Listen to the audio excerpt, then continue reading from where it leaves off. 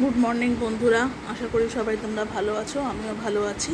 তো দেখো, পুজো আমার সকালবেলা স্নান টান সারা হয়ে গেছে। তো ঠাকুরকেও ফুল জল মিষ্টি সব দিয়ে তো এবার চা খাচ্ছি।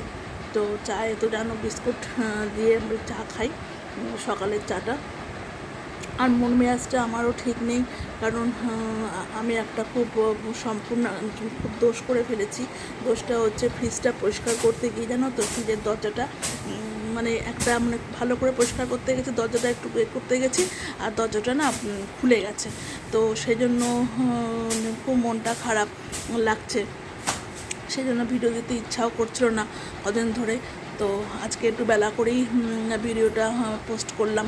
তো যাই হোক, সেই জন্য না মনটা খুব খারাপ। তো সম্পূর্ণ দোষটা নিজের ওপরে নিলাম, নিজেকেই ক্ষমা করে দিলাম। সব দোষ তো আমারই, বলো। ফ্রিজটা হয়ে গেল, দরজাটা আলগা হয়ে গেল। এখন যতক্ষণ না ফ্রিজটা না সারাতে পারছি ততক্ষণ তো শান্তি নেই।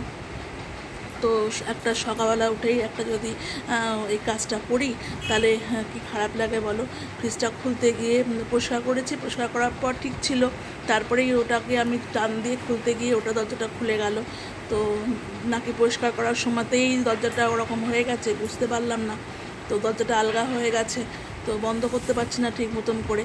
মিস্ত্রিকে বলা হয়েছে, দেখা যাক মিস্ত্রি আসুক, কী করা যায় দেখবে। তো যাই হোক, দোষটা তো আমারই হলো, আর সম্পূর্ণ দোষটা আমার নিজের উপরে নিয়ে নিলাম।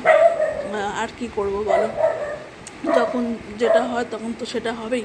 তো যাই হোক, দেখো ডাল বসিয়ে দিয়েছি। আজকের জন্য মন মেজাজ ঠিক নেই, বেশি কিছু রান্নাও করছি না। তো মুসুর ডাল করছি, আর নিম পাতা আলু ভাতে, এই যে আমি খেতেও বসেছিলাম। আলু ভাজা করেছি, আর নিম পাতা আলু ভাতে, ডাল, মুসুরির ডাল, আলু ভাজা, নিম পাতা আলু ভাতে, আর ডিম সেদ্ধ পেঁয়াজ। আজকে হচ্ছে এই খাবার, দুপুরের খাবার খেয়েছি। আর রাত্রে করেছিলাম ডিম দিয়ে আলু দিয়ে তরকারি আর রুটি। তো এই হচ্ছে রাত্রের খাবার। তো যাই হোক বন্ধুরা, সবাই ভালো থেকো আর সুস্থ থেকো। শুভরাত্রি, ভালো থেকো সবাই।